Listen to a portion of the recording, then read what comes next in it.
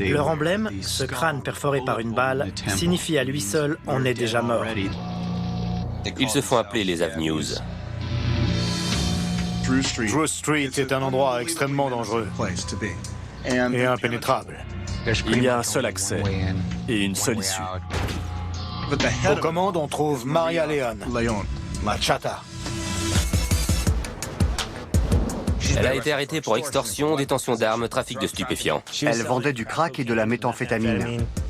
Elle a réalisé son rêve, comme n'importe quelle personne qui émigre aux États-Unis. Avec ses fils, elle a tout raflé. C'en était trop. Dans une guerre pour reconquérir les rues de Los Angeles, les forces de l'ordre ont interpellé des membres du tristement célèbre gang des Avenues. Des blindés sont intervenus. C'était un énorme déploiement de force. Danny León était un vrai psychopathe. Pancho a créé la surprise. Il a tout balancé. On a inculpé 71 personnes en 6 mois. Les gens ne croient pas à la guerre contre la drogue. Mais avec le gang des Avenues, c'était véritablement une guerre. On a eu tout le serpent, pas seulement sa tête. Maria León doit finir ses jours en prison. Ce quartier a connu le chaos, mais la société finira par y reprendre ses droits.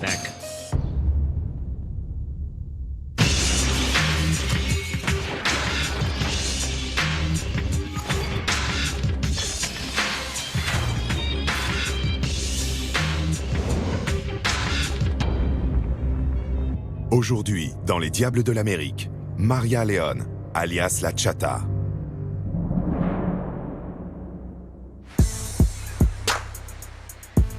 Juillet 2008. En déplacement en Californie dans la ville de San Diego, le candidat en campagne Barack Obama faisait une promesse aux millions d'exclus que comptait l'Amérique. So many people are counting on us to finally enact comprehensive immigration reform. And I will make it a top priority in my first year as President of the United States of America.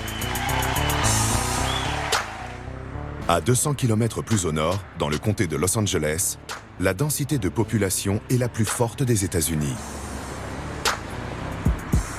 Et 1 habitant sur 10 vit ici en situation irrégulière.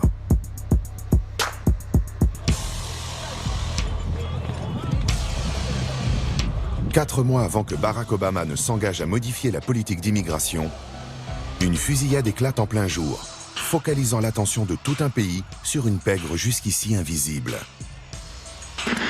Des membres présumés d'un gang ont tiré 15 balles sur un homme qui tenait une enfant de 2 ans. C'est l'un des faits divers les plus intéressants sur lesquels j'ai enquêté. D'une part, il illustrait un problème récurrent à Los Angeles, à savoir les gangs.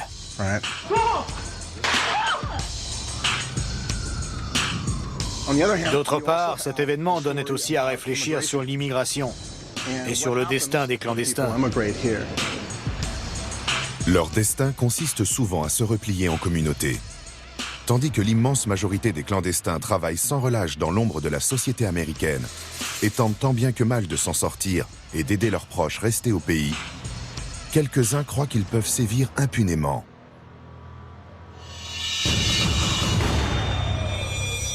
Ce quartier du nord-est de Los Angeles, notamment du côté de Drew Street, était devenu une zone de non-droit.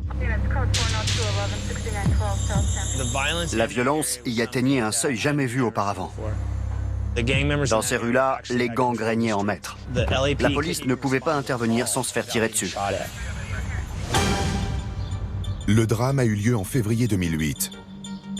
Les policiers, appelés pour des coups de feu, découvrent le corps de Marco Salas, 36 ans. Il marchait main dans la main avec sa petite fille de 2 ans devant une école primaire lorsqu'il a été criblé de balles depuis une voiture en mouvement. Par miracle, aucun projectile n'a touché la fillette. Quant à Marco Salas, il a reçu 17 balles. Les tireurs l'ont repéré, se sont portés à sa hauteur et l'ont abattu de sang-froid. Par chance, la petite de 2 ans a été épargnée. Quelques instants après le meurtre de Marco Salas, la police de Los Angeles aperçoit une voiture dans laquelle se trouvent plusieurs membres connus du gang des Avenues. Je leur ai lancé un regard. Ils me l'ont retourné et ont passé leur chemin. J'ai fait demi-tour pour me placer derrière eux. Et j'ai tourné à droite, dans Drew Street. Drew Street. Selon la police, c'est là que les suspects se sont arrêtés et sont sortis du véhicule, armes au poing. Les suspects ont ouvert le feu, semble-t-il, avec 3 armes différentes. Un suspect a été tué. Il était armé d'un AK-47. Quand la fumée s'est dissipée, Danny Leon, dit le petit malin, gît sur le sol, une balle dans la tête. Pour la police, c'est sa propre mère qui en est directement responsable.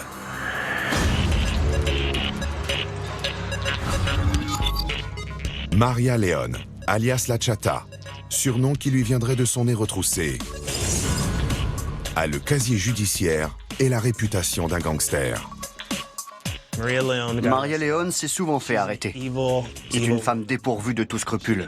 Rien ne comptait à ses yeux, même pas ses fils. C'était tout sauf une bonne mère. Arrêtée à 14 reprises pour trafic de drogue, détention d'armes ou mise en danger de mineurs, elle a été reconduite 3 fois dans son pays d'origine, le Mexique. Son rôle de mère a consisté à impliquer ses fils dans sa vaste organisation criminelle. Elle les a même encouragés dans cette voie. Elle a guidé ses fils vers une carrière de malfrats. Danny était l'un de ses 13 enfants, qui seraient issus de 5 pères différents. La moitié d'entre eux sont tombés dans le crime. Aujourd'hui, 2 sont déjà morts. Le gang des Avenues était l'un des gangs les plus puissants du pays, sinon du monde entier.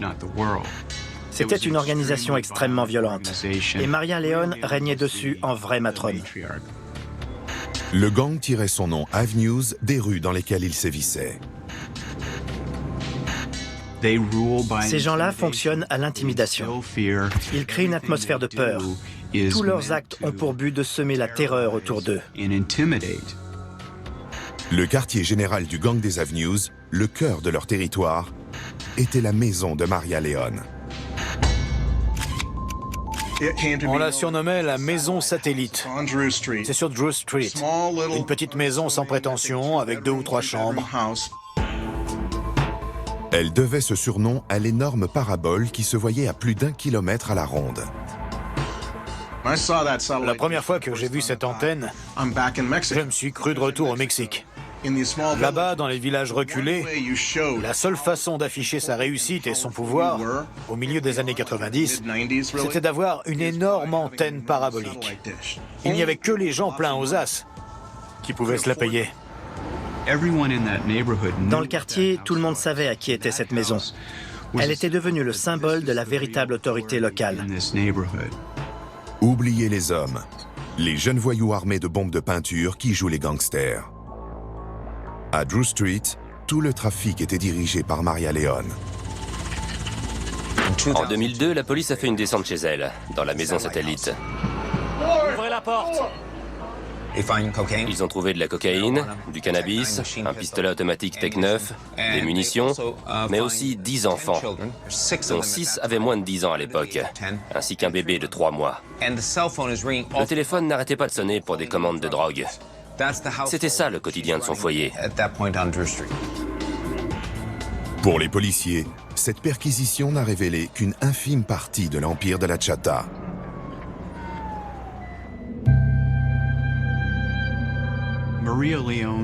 Ce que l'enquête a très clairement démontré, c'est le rôle qu'a joué Maria Leon en encourageant toute sa famille à prendre le contrôle du quartier.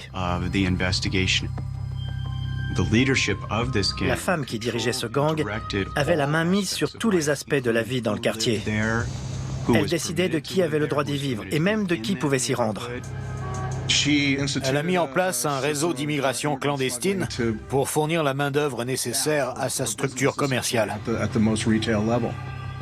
Son commerce reposait sur la vente de stupéfiants, l'intimidation, l'extorsion de fonds et la domination de Drew Street. Il y a un seul accès et une seule issue. Un vrai coupe-gorge. Pendant de longues années, on a été impuissants. Maria Leon n'a aucun respect pour la vie humaine. Pour moi, c'est le mal incarné. En 2009, Le gangster le plus redouté de tout Los Angeles était sans doute cette femme de 44 ans, mère de 13 enfants. Une certaine Maria Leone. Après son incarcération, la police fédérale a dû déployer plus de 500 agents pour arrêter ses fils et les membres du gang qu'il dirigeait. Dans cette histoire, tous ces clandestins ont connu un destin tragique. Ils ont fini soit morts, soit emprisonnés, soit expulsés, soit orphelins de père ou de mère. La totale. Le gang des Avenues, l'une des 10 bandes les plus surveillées du pays, est un ramassis de criminels endurcis qui travaillent dans un seul but, faire de l'argent coûte que coûte. C'est une vraie saga. Il y a de quoi écrire une série télé. Tout ça est un immense gâchis.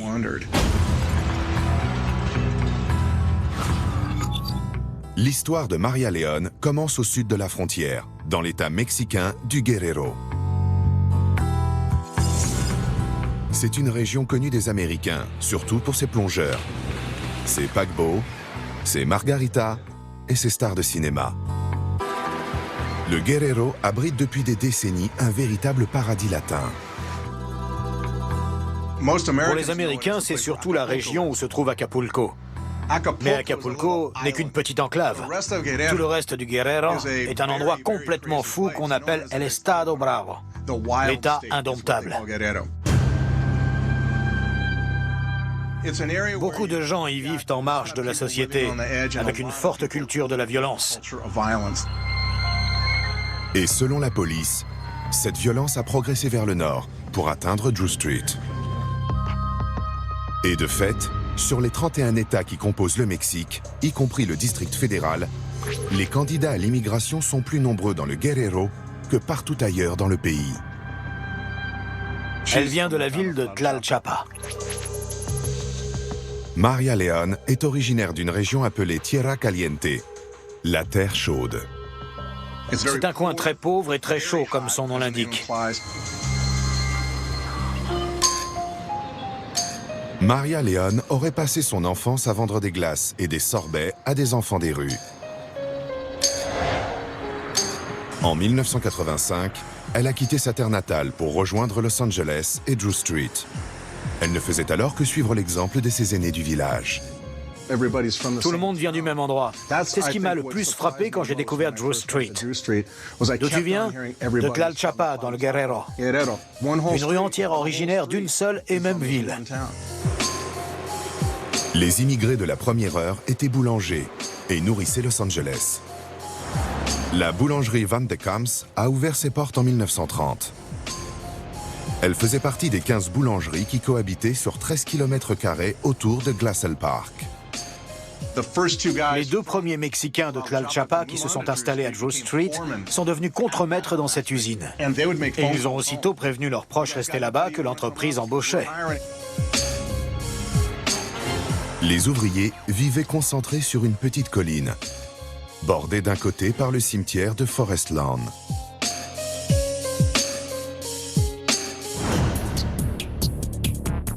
Il y a un seul accès et une seule issue. Des immeubles résidentiels de chaque côté. Beaucoup d'activités, des vendeurs de glace, des enfants qui jouent dehors.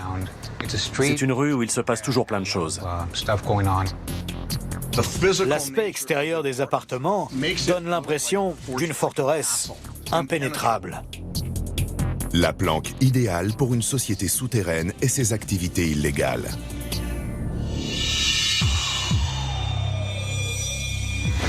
Le gang des Avenues y vit retranché depuis très longtemps. Leurs racines remontent au tournant des années 40 et 50, c'est-à-dire les premières années de l'après-guerre, en pleine période des émeutes Zazu, etc. Ils ont donc une longue histoire. Et ce nom d'Avenues leur vient directement du nom des rues de ce quartier du nord-est de Los Angeles. Avenue 45, 47, 57, et ainsi de suite. Le gang des Avenues est divisé en 4 groupes, appelés cliques. Les Avenues 43, les Avenues 57, les Assassins de Division Street et enfin les Drew Street. Le gang des Avenues est le gang le plus important du nord-est de Los Angeles. Les autres gangs établis tout autour leur vouent en général une haine féroce. Parmi les gangs voisins, on trouve Cypress Park, Highland Park, Frogtown et Toonerville. Cette rivalité remonte à de très nombreuses années. Si ces gangs rivaux se battent contre les Avenues, c'est par orgueil, pour être les plus forts. L'argent reste la motivation principale. Tout ce que ces types voulaient, c'était se faire du fric. Lorsque Maria Leone s'installe à Drew Street en 1985, plus de la moitié des boulangeries ont fait faillite. Et une nouvelle source de revenus a envahi les rues. Ses utilisateurs l'appellent crack, rock ou freebase. Pour les stupes, c'est le pire fléau depuis l'héroïne. Dès son arrivée, elle s'est mise à profiter du système par tous les moyens possibles. À peine débarqué à Drew Street, toute cette petite famille mexicaine s'est lancée dans le trafic de drogue. Le crack sort des bas-fonds pour envahir désormais les banlieues chics. Et plus il viendra concurrencer la cocaïne, plus il deviendra le cauchemar des policiers. C'était une véritable déferlante de crack. Drew Street est vite devenue une plaque tournante de la drogue. Et au sein du gang des Avenues, la clique de Drew Street s'est forgée une réputation encore plus terrible que toutes les autres. Drew Street, c'était le summum. Aux commandes, il y a Maria Leone, la Chata.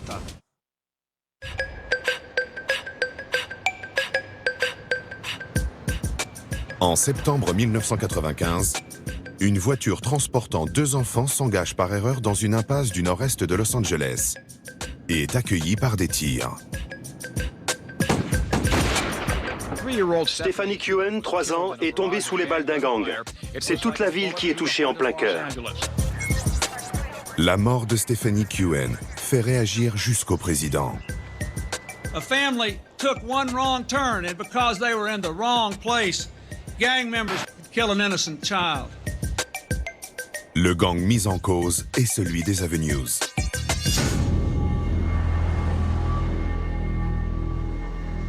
L'un de ses premiers membres auxquels s'intéressent les policiers après ce meurtre est Maria Chata Leone, même si rien ne la relie directement à ce crime. Dans le cadre du programme CLEAR, une initiative de la police vise à protéger la population des gangs. Les procureurs ciblent certains malfaiteurs en raison de la menace qu'ils font peser sur une communauté précise. Elle a été arrêtée plus d'une dizaine de fois dans les années 90. Elle a un casier judiciaire plus long que le bras, même en petit caractère. Dès 1986, elle a été interpellée pour vol, cambriolage, détention illégale d'armes, mise en danger de mineurs, extorsion et entrée irrégulière sur le territoire des États-Unis. Elle a été condamnée à 3 reprises dans des affaires de stupéfiants et reconduite 2 fois dans son pays d'origine. En quelque temps, la Chata passe de babysitter à trafiquante de drogue. Méthamphétamine, cocaïne, tout pourvu que ça se vende bien. Et finalement, chef de gang. Elle a gravi les échelons à force de persévérance. Au fil des arrestations ou des meurtres dans les rangs du gang, elle est devenue une figure incontournable. Sa maison est un quartier général. C'est dans cette maison que le gang se réunissait.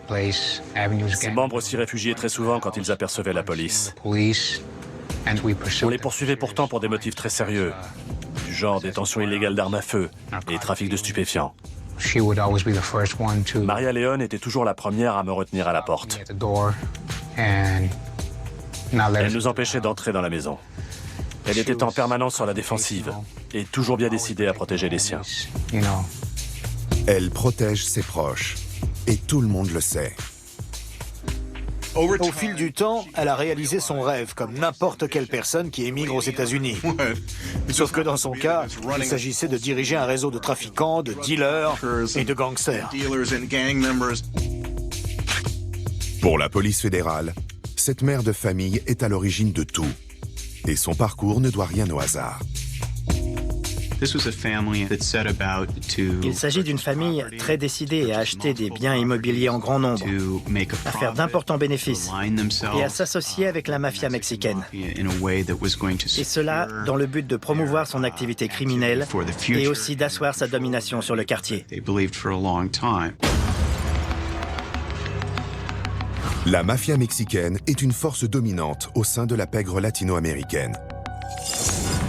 Or, ni son sexe, ni son origine ne destinaient Maria León à occuper une place de premier ordre dans cette organisation. Le monde du trafic de drogue est dominé par les hommes. C'est un milieu très cruel dont les femmes se tiennent en général sagement à l'écart. La mafia mexicaine n'est pas mexicaine, mais mexico-américaine. On est très loin du Mexique profond. C'est d'abord une bande organisée de détenus, même s'ils contrôlent des gangs à l'extérieur. À Los Angeles, dans tous les gangs latinos, tout le monde a affaire à la mafia mexicaine un jour ou l'autre. Les membres des gangs savent qu'ils risquent de se retrouver en prison. Alors mieux vaut être bien vu de cette mafia. On ne peut pas vendre de la drogue sans payer un impôt à la mafia mexicaine. Elle s'acquittait comme tout le monde de cet impôt. Mais la mafia mexicaine ne l'aurait pas laissé pour autant prendre le contrôle d'un quartier. La chata est alors la reine incontestée de Drew Street. Elle sait qu'elle ne sera jamais vraiment acceptée par la mafia mexicaine. Elle fait donc tout pour que ses fils prennent le pouvoir. Après tout, ils lui ont permis de s'enrichir. Enfant, ils lui ont évité d'être expulsée. Elle avait toujours un bébé dans les bras devant le juge. Elle donnait du fil à retordre au service de l'immigration en disant « Vous ne pouvez pas m'expulser maintenant, j'ai un bébé de 6 mois ». Née à Drew Street, ses fils sont de fait mexico-américains. Elle les a façonnés pour qu'ils participent au trafic et sachent vivre aux côtés de la mafia mexicaine. Imaginez un peu. C'était un endroit incroyablement dangereux, où des gamins de 13 ans se comportaient comme s'ils étaient libres de dégainer pour tuer qui bon leur semblait.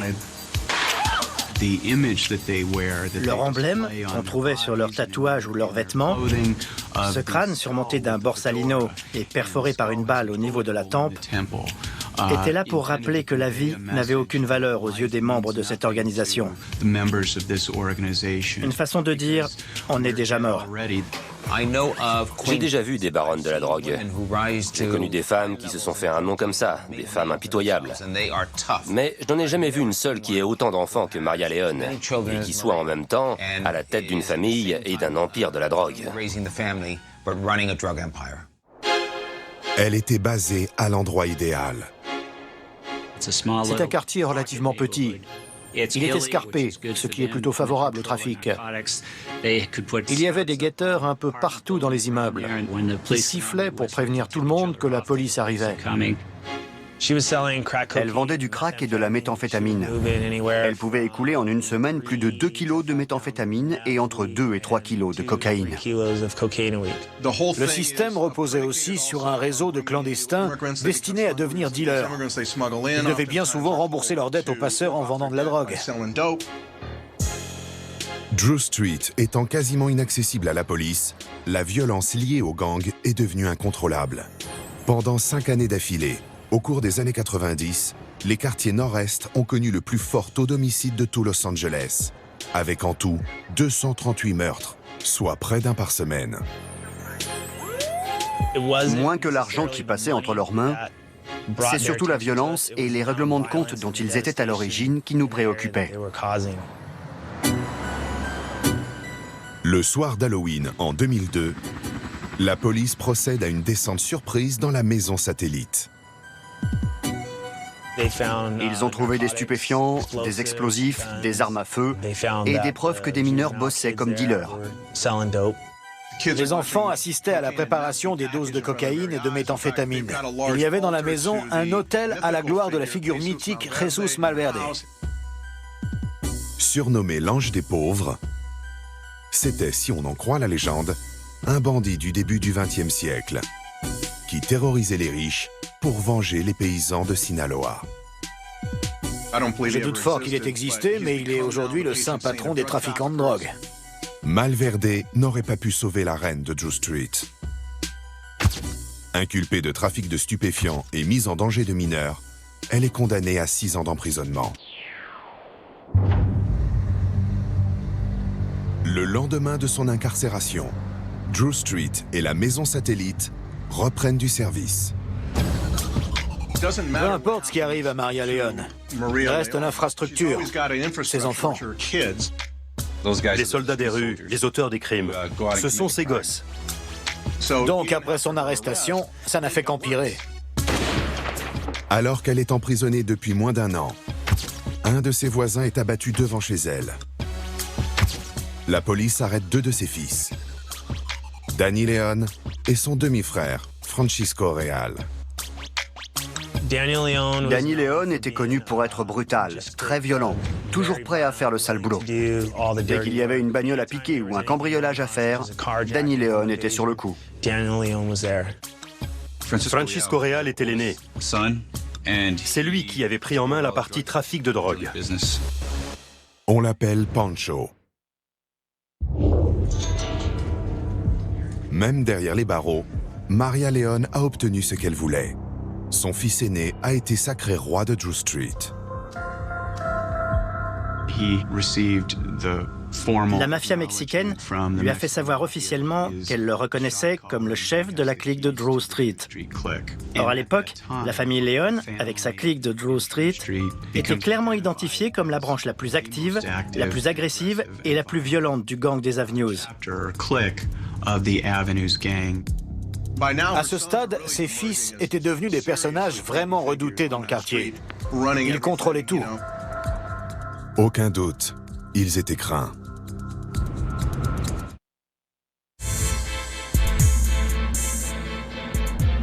En 2002, Maria Leone a été incarcérée dans une prison californienne pour trafic de drogue et mise en danger de ses enfants. En réalité, la Chata a fait plus que les mettre en danger. Elle les a transformés en gangsters. Les fils Leone ont instauré un système dont les habitants du quartier étaient au courant et contre lequel ils n'osaient pas se soulever. Maria Leone sort de prison en 2006 pour être aussitôt expulsée vers le Mexique. Mais ça ne change rien pour le gang des Avenues de Drew Street. Il se croit au-dessus de la loi. Je me souviens d'une scène qui m'a énormément marqué lors d'une opération de surveillance. J'étais sur le trottoir et j'ai vu une toute jeune fille marcher dans la rue. Il y avait un bus de ramassage scolaire à l'autre bout et elle se dépêchait pour le prendre. Elle s'est mise à courir et tout à coup, elle a dévié de son chemin pour passer bien à l'écart de la maison satellite. Ça m'a profondément choqué et je me suis dit, voilà ce qu'il faut qu'on change. À l'automne 2007, la justice fédérale ouvre une enquête sur Maria Leone et la clique de Drew Street. La DEA s'en est mêlée, le procureur des États-Unis aussi. Ils ont monté un solide dossier pour association de malfaiteurs. Nous avons des actes d'accusation. Ce gang est une mafia. L'agent spécial Kogler et moi-même, nous nous sommes rendus dans le quartier pour voir ce que nous pouvions constater. Les 2 premières personnes que nous avons croisées, c'est Francisco Real et sa mère Maria Leone. Ils ne se cachaient pas et donnaient leurs consignes aux dealers en plein jour. Ils agissaient aux yeux de tous et sur toute la longueur de la rue. Moins d'1 an après son expulsion, Maria Leone est de retour aux commandes. Nous avons la certitude que ses fils ont aidé Maria Leone à rentrer de nouveau sur le territoire après son expulsion. Les responsables de la police de Los Angeles étaient très agacés. On leur a promis de faire tomber le gang en 6 mois. Soyez-en sûrs, nous allons utiliser tous les moyens dont nous disposons pour démanteler ce gang. La municipalité prononce la saisie de la maison satellite et l'expulsion de ses habitants dans le cadre d'un programme appelé Project Tough, mis en place pour éradiquer les quartiers généraux des gangs. À l'intérieur, les policiers découvrent des systèmes d'alarme à rayons laser et du matériel de surveillance, tandis qu'à l'extérieur, des membres du gang des Avenues ricanaient au nez des autorités. Quant à Maria Leone, elle est introuvable. C'est à la fin janvier 2008 qu'on a commencé les écoutes. Les policiers mettent ses fils sur écoute. et cachent des enregistreurs dans les cellules où ils font de très fréquents séjours.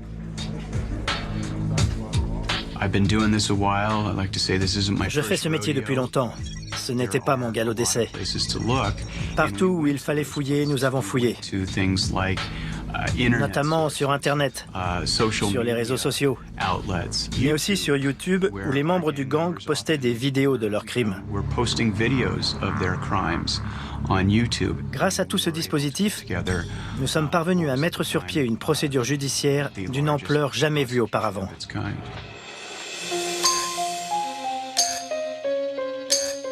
Les habitants avaient peur qu'on débarque en défonçant les portes, qu'on procède à quelques arrestations, mais que ça ne change rien. Ça faisait 10 ans que la police essayait d'éradiquer ce fléau et de régler le problème de Drew Street. Il fallait donc qu'on agisse en profondeur. Nous demandons à la Cour d'exiger que les propriétaires absents viennent vivre sur place. Il faut qu'ils fassent l'expérience des conditions de vie déplorables que les gens du quartier subissent depuis si longtemps. Qui voudrait vivre au milieu des dealers et des coups de feu tirés en pleine nuit? Les proprios flippaient, comme tout le monde. Grâce aux écoutes et aux planques, la police trouve une douzaine de repères de drogués sur Drew Street. Le tribunal exige qu'ils soient tous évacués et nettoyés, sous peine de saisie des biens immobiliers. Ce qui m'a plu, c'est que beaucoup des propriétaires concernés étaient très riches. Ils vivaient dans des coins comme Newport Beach. Mais le deal, c'était que s'ils ne remettaient pas de l'ordre, ils iraient vivre à Drew Street. Ils ont vite réagi et le quartier a changé. Les procureurs tiennent parole. Et en février 2008, ils inculpent Maria Leone, ses fils et toute une série de membres du gang pour association de malfaiteurs en lien avec un trafic de stupéfiants. C'est au cours du même mois que Marco Salas est abattu devant une école primaire. La police prend en chasse une voiture avec plusieurs suspects à son bord. Et Danny Leone, alias le Petit Malin, ouvre alors le feu avec une Kalachnikov. Les rafales ont été très fortes, terrifiantes. De nombreuses balles ont traversé le pare-brise. L'une d'elles est même passée à travers mon appuie-tête. Elle a traversé tout le véhicule pour finir dans le coffre. La police riposte avec beaucoup plus de précision. Le fils de la Chata reçoit une balle en pleine tête. Danny Leone gisait au sol, la tête baignant dans une mare de sang. Tout de suite après, son demi-frère Francisco Real est sorti et il s'est mis à crier « Vous l'avez buté, vous avez tué mon frère ». Maria Leone se trouvait au Mexique quand son fils a été tué. Les écoutes ont fourni un enregistrement de Pancho en train d'organiser le retour de sa mère grâce à son réseau de passeurs. Le printemps venu, la rumeur circule dans Drew Street que les 85 000 $ dus pour la levée de la saisie ont été payés. Et malgré un nombre important d'arrestations, la matrone est de nouveau dans la nature, aux grandes dames des autorités. Le problème, c'est que Drew Street restait une forteresse. Ça n'avait pas changé. À l'aube du 26 juin 2008, le Dodger Stadium de Chavez Ravine se transforme en poste de commandement pour quelques 500 agents venus du pays entier dans un seul et même but: mettre la main sur Maria Leone. Ce gigantesque déploiement de force était un spectacle incroyable. Des blindés sont intervenus. Le quartier a été pris d'assaut. Dans une guerre pour reconquérir les rues de Los Angeles, ce sont plus de 1000 agents qui ont interpellé des membres du tristement célèbre Gang des Avenues. Maria Leone, son fils Francisco Real, dit Pancho, ainsi que 69 autres membres présumés de la clique de Drew Street sont arrêtés. Les gens ne croient pas à la guerre contre la drogue. Mais à Drew Street, avec le gang des Avenues, c'était véritablement une guerre. Pourtant, ce coup de filet contre une criminelle et son clan ne signe pas la fin de la guerre. Un adjoint au shérif de Los Angeles a été tué devant la maison qu'il partageait avec sa femme, ses 3 enfants et ses parents dans les quartiers nord-est. C'était la goutte d'eau. En février 2008, un des fils de la Chata est abattu par un policier. Il venait de tirer à la Kalachnikov sur une patrouille. C'est une arme redoutable. Quelques mois plus tard, la police fédérale va lui prendre un autre fils. Les 70 personnes interpellées sont soupçonnées d'extorsion, de trafic de stupéfiants, de meurtre et de subornation de témoins. La clique de Drew Street, menée par Maria Leone, a fait l'objet d'un vaste coup de filet. La police a embarqué la mère, son fils aîné Francisco Real dit Pancho, ainsi que 69 membres présumés du gang des Avenues.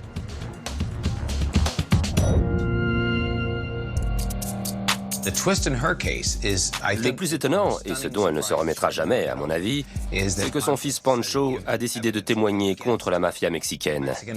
Et de ce fait, contre elle, contre ses complices, et contre Drew Street. Il a affirmé avoir commis des meurtres pour le compte de sa mère. Il a tout balancé. La conversation avec Pancho était assez gênante et un peu surréaliste. Il racontait froidement les moindres détails. Il a expliqué comment il faisait tourner le gang. Les meurtres, l'organisation du trafic, l'intimidation des témoins. Il avait engagé 2 avocats pour blanchir l'argent gagné. Il les a cités nommément. Elle l'a aussitôt renié, déshérité. Si elle avait pu, elle l'aurait sans doute tué. Son propre fils était désormais une balance. En fait, sa mère était encore pire que lui. 5 semaines seulement après le coup de filet qui a offert aux autorités une chef de gang et un informateur, un adjoint au shérif de Los Angeles est abattu à Cypress Park, à quelques rues de Drew Street. La victime, Juan Escalante, n'avait que 27 ans. Il serait tombé dans une embuscade vers 5h40 ce matin. Juan Escalante a été tué par des membres du gang des Avenues devant la maison de ses parents. Il vivait à Cypress Park, une zone de rivalité entre gangs. Les Avenues n'étaient pas loin.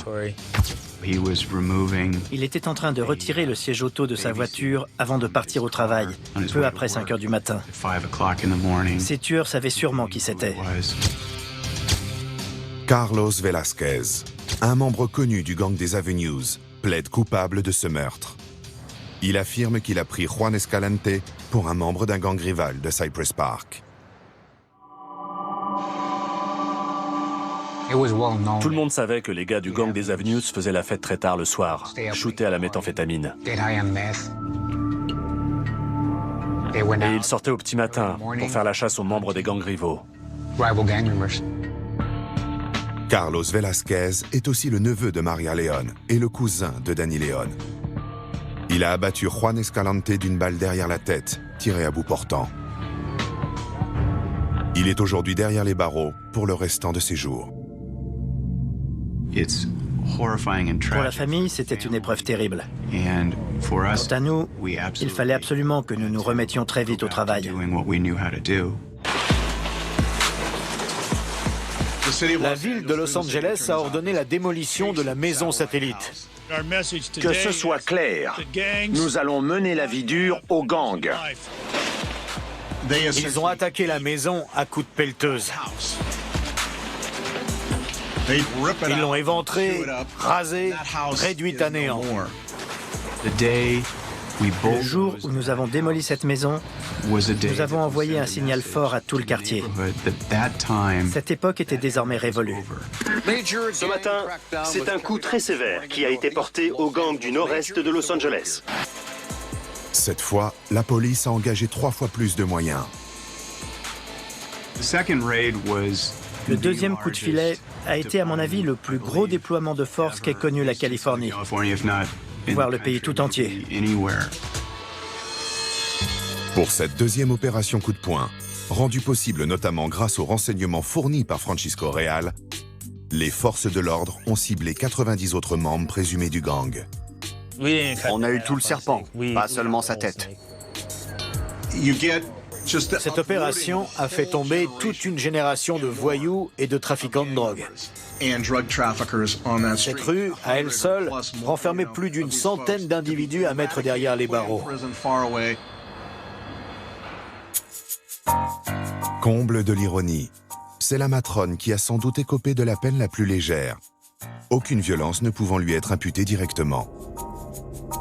Elle a plaidé coupable de racket et d'association de malfaiteurs et a été condamnée à 100 mois d'emprisonnement, soit à peine plus de 8 ans, suivi d'une expulsion immédiate.